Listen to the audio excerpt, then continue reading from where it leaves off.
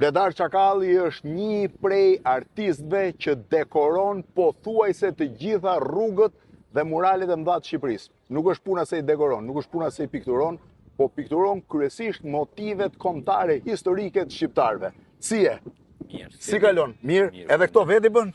Po, edhe kjo vetë është. Edhe tatut e tua? Po, vetë. Nga je me origjinë? Origjina Dibron, nga Bulqiza. Nga Bulqiza?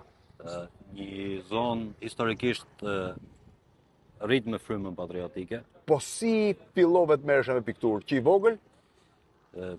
Pikturën e kam të lindëm që i vogël, por ajo ndjesia që të reagoj, të jap kontributin tim ka qenë mënyra më e mirë e mundshme që mund bëjmë për kombin tim. Po praktikisht ti fillove të pikturoje me gjëra të vogla, besoj fillimisht apo? Po, me gjëra. Sa vjeç je bledi? Unë 34. 34. Fillove të merresh me gjëra të vogla. Kur dolen murale? Si fillim e kam nisë me shkrimet. Po? Me përcjell një mesazh ose mos harrojmë figura. Me parrullat e shkruara buzrugës. Kush ka qenë parrulla parë që ke shkruar? Fakt, jam po shumë vite dhe nuk është se mund të mbaj mend diçka konkrete, por po të fjalë nga 2012 diçka e tillë. Nga 2012 fillove të parë, ka qenë 100 vjetori i pavarësisë, besoj. Pikërisht, po. Në atë kohë. Dhe pastaj fillove të merreshe me murale. Pastaj nisem me murale, me figurat kombëtare. Kush është muralja më e madhe që ke vizatuar? Është në Mirdit, 1700 m2. 1700 m2. Po, ka qenë 14 figura kombëtare të kombit shqiptar dhe ka qenë diku ke 7 metra portreti. 7 metër një portret. Po kush të thirrin Mirdit, si të shkojnë mend, çfarë pozicioni ishte? Ideja ka qenë në rrugën e kombit për shkak të pengesave që hasën me policinë dhe me shtetin shqiptar, u detyrova u riktheva në Rubik, që aty kishte më shumë sipërfaqe dhe ishte e mundshme që të arrije të tilla përmasa. Dhe ti bëre kështu pikturën më të madhe që ke realizuar deri tani, 1700 m2. Kush ishin figurat që pikturove? Kryesisht figurat kanë qenë të zonës Mirditës, duke janë nisë nga Skënderbeu, Gjergjfishta.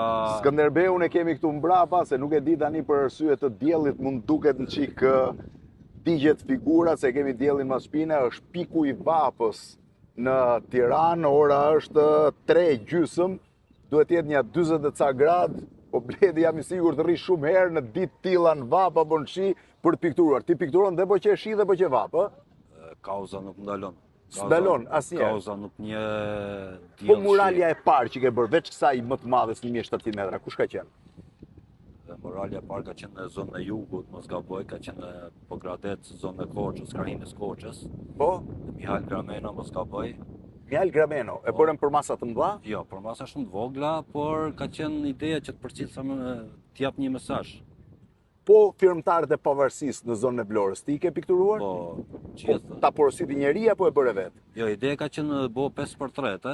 Po? Por duke qenë se kishim hapësirën dhe pak a shumë miratu si ide, e nisë që ishte diçka që ne shpeshherë njohim vetëm Ismail Qemalin dhe Isa Buletinin, disa figura, si Dom Nikol Kaçorin, por pak informacion. Dhe ti vendose të gjithë firmtarët e pavarësisë? Gjithë firmtarët për arsye që të marrim informacion që nuk është vetëm Ismail Qemali dhe Isa Buletini ato që kanë dhënë kontributin për historinë e kombit shqiptar. Në fakt, nëse nisesh nga Vlora për në Orikum, diku aty në zonën e Onufrit, në anë të rrugës janë të gjithë firmtarët e pavarësisë Shqipërisë. Ka shumë drejt bledi që thotë, shumë prej tyre i kemi harruar fare, nuk i llogarisim vetëm ata që ishin kryesorët, po në fakt të gjithë firmtarët kanë të njëjtin kontribut. Sa murale ke hedhur, ke pikturuar deri tani për Shqipëri?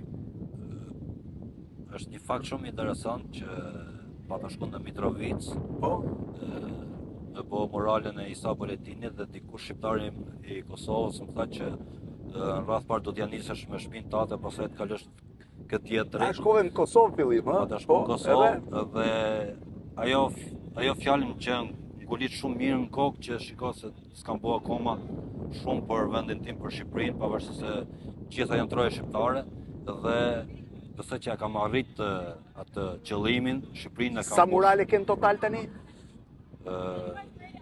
Mund t'jenë shumë, janë nga Konispoli deri në Kukës. Nga Konispoli deri në Kukës, në anë të rrugës, nëse shihni tematikat e historisë Shqipërisë ose tematikat kombëtare shqiptare, dije që dora e kujt i ka bërë. Ndërkohë, si i qenë bojër atje, kush të pagu? Shiko, fillimet ka qenë çdo gjë vetë financim. Do të thonë ka qenë shumë gjëra të vogla, Po. por duke pa pastaj që kishte interes, kishte njerëz që unë s'kam ecë me idenë, unë nuk e kam ditë që është fama, që ka njerëz që mund të kontribuojnë për çështje kombëtare.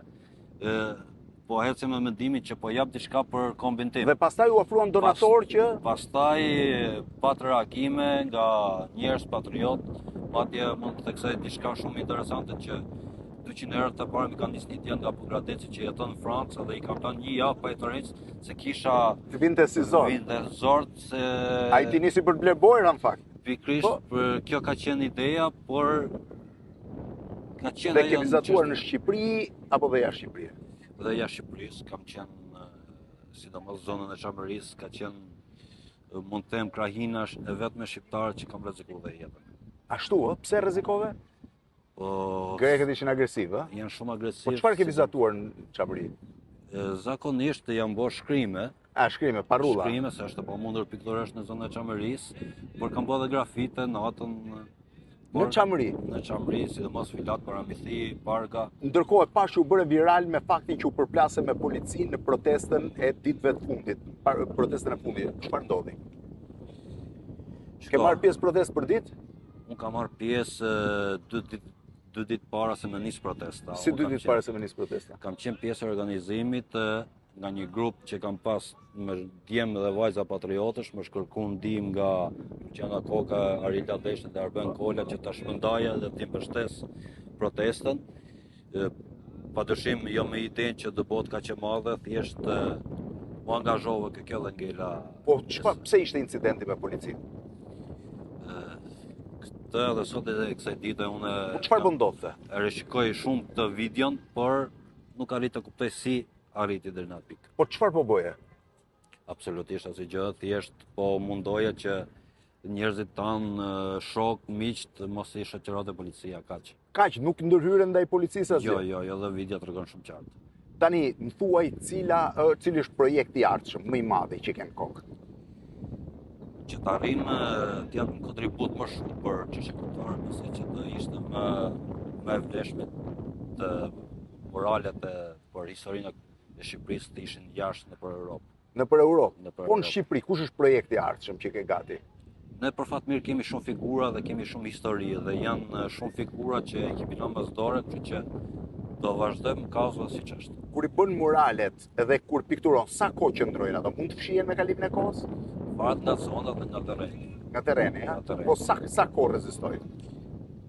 Po të rezistoj 7 vjet, 10 vjet, besoj që e kam përcjell mesazhin duke pastaj mund të rifreskohen, ha? Po, patjetër. Mund të rifreskohen. Po.